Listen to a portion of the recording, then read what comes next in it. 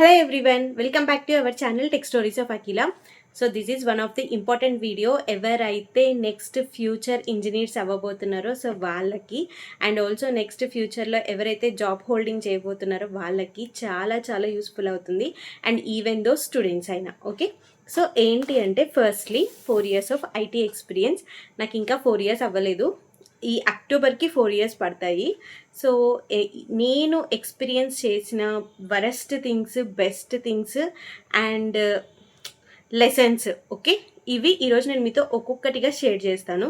First 1 year okay, first 1 yearలో నాకు college నుంచి placement వచ్చింది. మీరు ప్రతి ఒక్కటి వినండి. ఇక్కడ కాలేజ్ నుంచి ఫస్ట్ ఇయర్లో నాకు ప్లేస్మెంట్ వచ్చింది. First year means second year ఎంసీఏలో జాయినింగ్, ఫస్ట్ ఇయర్లో ప్లేస్మెంట్ వచ్చింది. సో చాలా ప్లేస్మెంట్స్ వచ్చాయి, బట్ నేను కాగ్నిజెంట్ చూస్ చేసుకున్నాను. అప్పుడు ఎంఎన్సీ స్టార్టప్ అనేసి నాకు తెలీదు అంతగా. సో ఎప్పుడైతే నేను మా వాళ్ళతో కనెక్ట్ అవ్వడం స్టార్ట్ చేసినా అప్పుడు తెలిసింది నాకు స్టార్టప్స్ అనేసి ఇలా ఉంటాయి, mid sized companies, MNC companies అనమాట. ఓకే, సో పెద్ద కంపెనీ కదా అనేసి నేను కాగ్నిజెంట్లో జాయిన్ అయిపోయాను. యా, బెస్ట్ థింగ్, మంచి సెలెక్షనే చేసుకున్నాను. కాకపోతే ఏంటంటే కాగ్నిజెంట్లో ఏంటంటే బల్క్ హైరింగ్ చేసుకుంటారు, అవునా? బల్క్ హైరింగ్ చేసుకోవడం వల్ల ఏమవుతుందంటే కొన్ని నేర్చుకుంటాం, కొన్ని నేర్చుకోం. జీతం వస్తుందిలే, ఇట్లే ఉందాంలే అనుకుంటే మన లైఫ్ అక్కడే ఆగిపోతుంది. బట్ ఎప్పటికప్పుడు మనము అప్ స్కిల్ అవుతూ ఉండాలి, అది చాలా చాలా ఇంపార్టెంట్. నాకేం జరిగిందో చెప్తాను. ఫస్ట్ 6 months నేను టెక్ సపోర్టర్గా వర్క్ చేశాను. ఓకే, చెప్పుకోవడానికి నాకేం బాధలేదు, ఎందుకంటే నేను బీకామ్ నుంచి వెళ్ళిన అమ్మాయిని, నాకు కోడింగ్ మీద అంత నాలెడ్జ్ లేదు. బట్ నేను ఎంసీఏకి వచ్చాక ఓకే కోడింగ్ అంటే ఇలా ఉంటుంది ఏంటి అనేసి నేను కోడింగ్ నేర్చుకున్నాను. అలానే జాబ్స్ని క్రాక్ చేశాను, కాగ్నిజెంట్ సెలెక్ట్ చేసుకున్నాను. ఫస్ట్ 6 months నన్ను టెక్ సపోర్టర్ రోల్లోనే వేశారు, అది కూడా సైడ్ కోర్లో. ఓకే, సిఆర్ఎం డెవలపర్స్ ఉంటారు కదా, సో వాటిలలో అయితే వేశారు. దాని తర్వాత ఏమైందంటే సిఆర్ఎం డెవలపర్గా ఫస్ట్ 6 months చేశాక ఐ రియలైజ్డ్ దీ స్కిల్స్ ఈజ్ నాట్ ఎనఫ్ అనేసి. ఓకే, ఈ స్కిల్స్ ఎనఫ్ అవ్వవు అనేసి నేను రియలైజ్ అయ్యి రియాక్ట్ నేర్చుకున్నా. ఫస్ట్ ఫ్రంట్ ఎండే కదా ఎప్పటికైనా కూడా, సో రియాక్ట్ నేర్చుకున్నా. రియాక్ట్ నేర్చుకొని రియాక్ట్ రెడెక్స్, అప్పటికి నాకు HTML, CSS, Java script, cloud మీద కూడా కొద్దిగా నాలెడ్జ్ ఉంది. సో అందుకని రియాక్ట్ రెడెక్స్ నేర్చుకొని అందులోనే ఒక ప్రాజెక్ట్ అయితే బిల్డ్ చేశాను. ఓకే, అది మెడికల్ మీద. సో కాగ్నిజెంట్లోనే ఇట్లా ఏం చేశానంటే యామర్స్ ఉంటాయి మెసేజెస్, సో వాటిలలో నేను మెసేజెస్ చేసేదాన్ని, నాకు ఎవరైనా ప్రాజెక్ట్ ఇప్పించండి అనేసి. ఈవెన్ దో నేను ప్రాజెక్ట్లో ఉన్నా, నేను ఇలా నేర్చుకున్నాను అనేసి చాలామందికి మెసేజ్ చేసింటా, ఆ కంపెనీలో చాలామందికి మెయిల్స్ చేసింటా, నేను ఇలా నేర్చుకున్నాను, నాకు ఒక ఆపర్చునిటీ ఇవ్వండి, నేను టెక్ సపోర్టర్ రోల్ కాదు, నేను ఇలా వర్క్ చేయగలను అనేసి సెల్ఫ్గా చాలా ప్రాజెక్ట్స్ చేశాను. రియాక్ట్ మీద చేసి 3-4 ప్రాజెక్ట్స్ని వాళ్ళకి చూపించి అలా నాకు ఒక్క ఛాన్స్ ఇచ్చారు ఇంటర్నల్ ప్రాజెక్ట్ మీదనే. సో అందులో నేను రియాక్ట్లో వర్క్ చేశాను అనమాట. ఫస్ట్ జస్ట్ వాళ్ళు ఒక మాడ్యూల్ ఇచ్చారు, ఆ మాడ్యూల్ నేను ఒక్క రోజులోనే ఫినిష్ చేశా. నాకు వాళ్ళు 3 days టైం ఇచ్చారు, నేను ఒక రోజులో ఫినిష్ చేశా. సో అది ఫినిష్ చేసిన దానికి వేరే అమ్మాయి మెటర్నిటీ లీవ్కి వెళ్ళింటే అందులో నన్ను ఆపర్చునిటీ నాకు ఇచ్చారు. ఓకే, దానివల్ల నేను రియాక్ట్ డెవలపర్గా అక్కడ వర్క్ చేశా. యూఐ డెవలపర్ కాదు, ఏమీ కాదు, రియాక్ట్ డెవలపర్. ఓకే, అంటే కోడింగ్లో మనం లాజిక్ కూడా రాస్తాం, రెడెక్స్ లాజిక్ ఎవ్రీథింగ్. ఓకే, అలా నేను నేర్చుకొని ఉన్నాను. ఓకే, అలా 1 year గడిచిపోయింది. అలానే 1 year 8 months దాకా 7 months దాకా నేను కాగ్నిజెంట్లో ఉన్నాను. 2 years కంప్లీట్గా అయితే కాగ్నిజెంట్లో లేను, ఎందుకంటే ప్రాజెక్ట్ అయిపోయాక నేను ఇంకొక ప్రాజెక్ట్ చూస్ చేసుకోవాలి. బట్ శాలరీ హైక్ అనేది లేదు, ప్లస్ నాకు ఫ్యామిలీ చాలా ఇంపార్టెంట్, నాకు శాలరీ పెరగడం. సో అందుకని నేను ఇంకా బయటికి రావాల్సింది వచ్చింది, అంతే. సో అప్పుడు ఇంటర్వ్యూస్ ఇవ్వడం 2 years కంప్లీట్ అనుకోండి.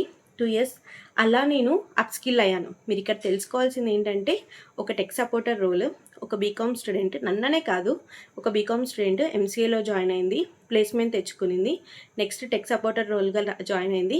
హండ్రెడ్స్ ఆఫ్ పీపుల్ని రియాక్ట్ సెల్ఫ్ లర్నింగ్ చేసి కొన్ని ప్రాజెక్ట్స్ చేసి హండ్రెడ్స్ ఆఫ్ మేనేజర్స్ని అడిగి ఒక్క ప్రాజెక్ట్ తెచ్చుకునింది ఒక 3-4 months తర్వాత. ఓకే, ఆ ఒక్క ప్రాజెక్ట్ వల్ల ఇంకొక ప్రాజెక్ట్ చేయగలిగింది. ఓకే, అలా నేను రియాక్ట్ డెవలపర్గా మారాను. ఓకే, ఆ తర్వాత ఏమైంది అంటే 2 years, నెక్స్ట్ 2 yearsలో నేను జాబ్ మారాలి. ఓకే, సో నేను జాబ్ చేంజ్ అవ్వాలంటే I don't know what is the required skills అప్పుడు. ఓకే, సో అప్పుడు నేను అనలైజ్ చేయడం స్టార్ట్ చేశాను, నేను ఏం నేర్చుకుంటే వెళ్ళగలను అనేసి. ఓకే, కంపెనీస్లోకి.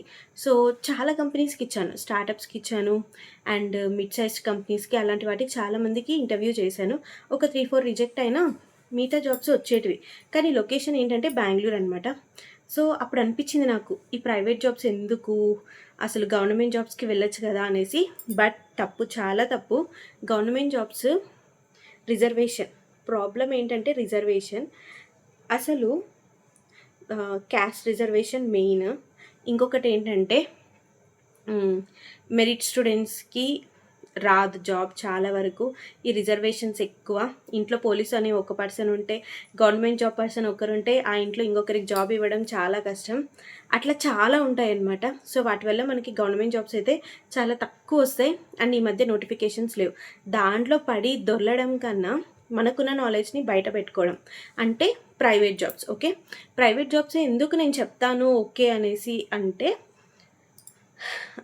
ఇప్పుడేమి గవర్నమెంట్ జాబ్స్లో పింఛన్స్ ఇవ్వట్లేదు. ఓకే, అది మనం బతుకున్నంత వరకు సెక్యూర్. ఓకే, సేమ్ ఇక్కడ కూడా మనం బతుకున్నంత వరకు పని చేయొచ్చు.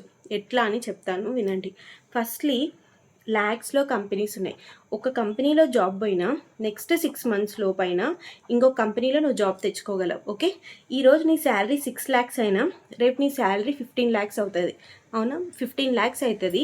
మినిమం 1 lakh నీకు తక్కువ ఏజ్లోనే శాలరీ వస్తుంది. అవునా, ఈ 1 lakh శాలరీతో నీ ఫ్యామిలీ మొత్తం, నీకు ఒక 40 years రాగానే నీ ఫ్యామిలీ మొత్తం బిల్డ్ అయిపోతుంది. ఓకే, మంచి పొజిషన్లోనే ఉంటుంది.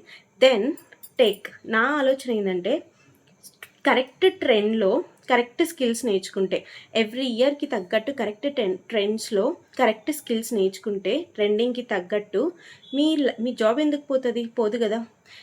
Everyday is the learning. Okay, మన సాఫ్ట్వేర్ డెవలపర్స్కి ఎవ్రీడే ఈజ్ ద లర్నింగ్. నాకు మ్యారేజ్ అయినా నేను ఇంట్లో పనులు చేసుకుంటూ everything I will handle in my own hands, ప్రతిదీ. But I will learn the things. Okay, everyday నేను కొద్దిసేపు చదువుకుంటాను. ఎందుకంటే నాకు తెలుసు this is not the situation what we are happily doing. Okay, present ఇది సిచ్యువేషన్ బాగున్నా, ఫ్యూచర్లో నేను ఇంకొక ఇంటర్వ్యూ క్రాక్ చేయాలంటే everyday I have to learn the new things. Okay, దానివల్ల నేను నేర్చుకుంటున్నా. ఈరోజు ట్రెండ్ ఏంటి, క్లౌడ్. మా కంపెనీలో మేమైతే ఇప్పుడు Azure functions, micro services, Terraforms, cloud ఇవి వర్క్ చేస్తున్నాం. సో ఇవనేవి నాకు చాలా new things. Okay, so new things కాబట్టి నేను స్టార్ట్ చేశాను. నేను ఫ్రంట్ ఎండ్ డెవలపర్ కదా, సో నేను బ్యాక్ ఎండ్ నేర్చుకోవాలి. అవునా, సో నేను స్టార్ట్ చేశాను వెబ్ ఏపీఐస్ నేర్చుకోవడం. ఓకే, రియాక్ట్ మీదే వర్క్ చేశాను. ఇక్కడికి వచ్చాక కూడా, యాక్సెంచర్లోకి వచ్చాక కూడా రియాక్ట్ మీదే వర్క్ చేశాను. తర్వాత వెబ్ ఏపీఐస్ ఏ కోచింగ్లో జాయిన్ అవ్వలేదు, నేను .NET నేర్చుకోవడం స్టార్ట్ చేశాను. ఓకే, .NET వెబ్ ఏపీఐస్ నేర్చుకొని .NET మీద కొన్ని ప్రాజెక్ట్స్ అయితే వర్కౌట్ చేశాను. అండ్ నెక్స్ట్ ఇంకొకటి ఏంటంటే, ఇప్పుడు అజూర్ ఫంక్షన్స్ మీద మైక్రో సర్వీసెస్ యూస్ చేసి ఒక ప్రాజెక్ట్ అయితే ప్రిపేర్ చేశాను.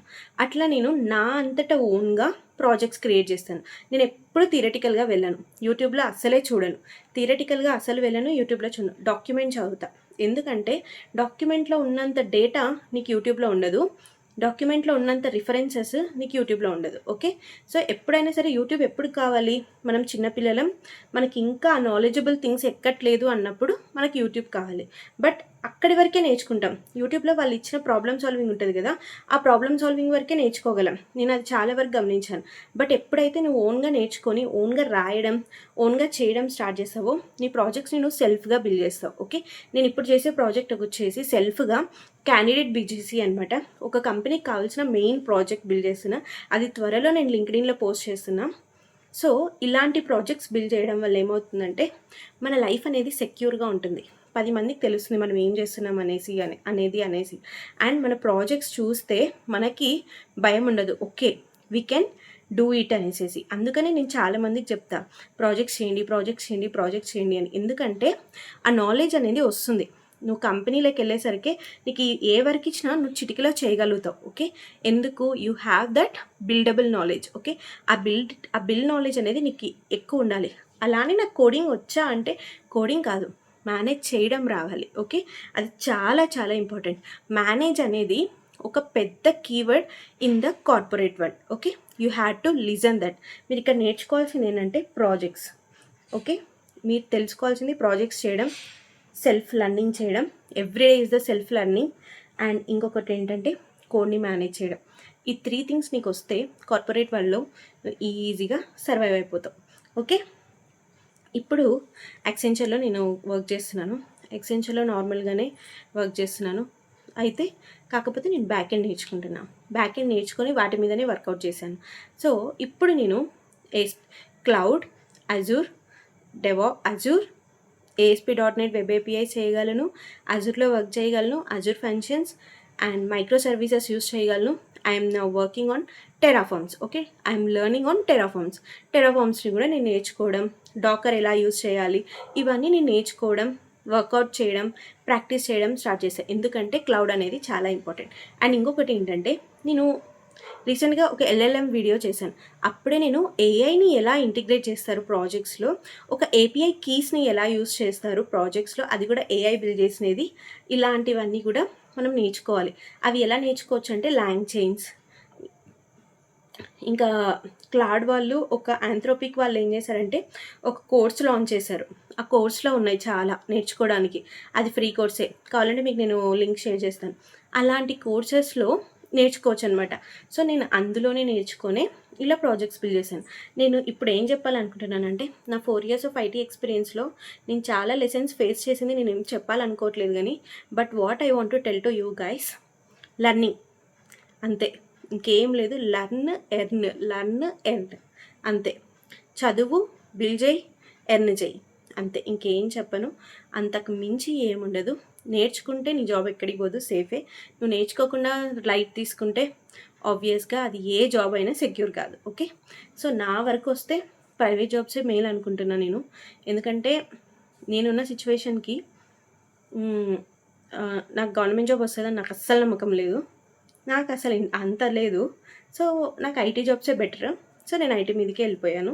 ఐటీలోనే ఉన్నాను. ఈ ఫ్యూచర్లో కూడా నాకు చెప్తారు గవర్నమెంట్ జాబ్స్కి ప్రిపేర్ అవ్వని. ఎక్కడున్నాయి గవర్నమెంట్ జాబ్స్, ఎప్పుడు వస్తాయి, అసలు లైఫ్ అనేది వేస్ట్ అయిపోతుంది. చాలామంది అలా వేస్ట్ చేసుకోవడం మనం చూసాము. సో అలా వేస్ట్ చేసుకోకండి.